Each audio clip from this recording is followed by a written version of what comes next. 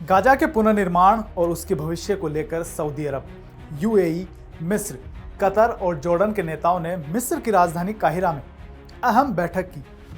इस बैठक में गाजा के संचालन और नियंत्रण को लेकर नई रणनीति बनाई गई, जिससे हमास को बड़ा झटका लग सकता है।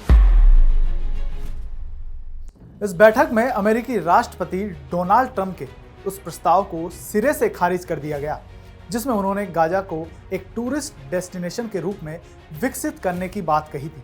अरब नेताओं ने स्पष्ट कर दिया कि वे अमेरिका और इजराइल की किसी भी योजना का समर्थन नहीं करेंगे जो फिलिस्तीनियों को उनकी जमीन से विस्थापित करने की कोशिश करे।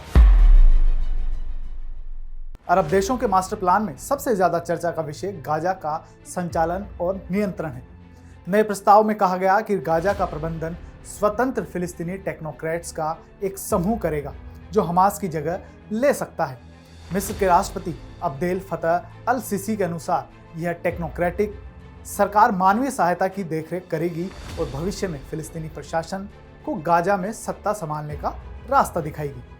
हालांकि इस योजना में चुनावों का कोई विशेष उल्लेख नहीं किया गया, लेकिन समिट में फिलिस्तीनी प्रशासन के अध्यक्ष महमूद अब्बास ने संकेत दिया कि यदि परिस्थितियां अनुकूल रही तो अगले साल चुनाव कराए जा सकते हैं।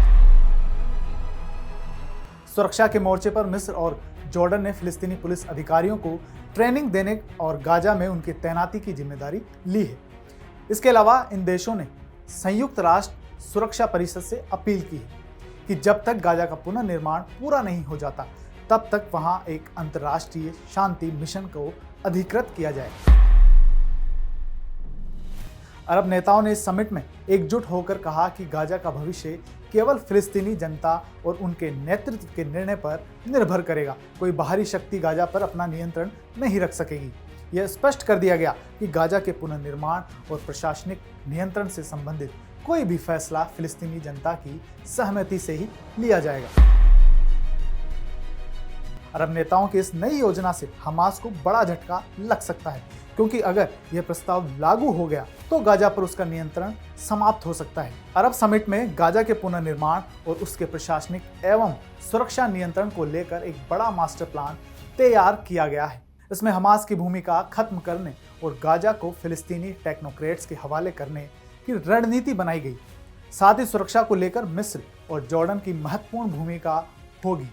अब यह देखना होगा कि यह योजना कैसे लागू होती है और इसका गाजा की जनता और वहां की राजनीतिक स्थिति पर क्या प्रभाव पड़ता है।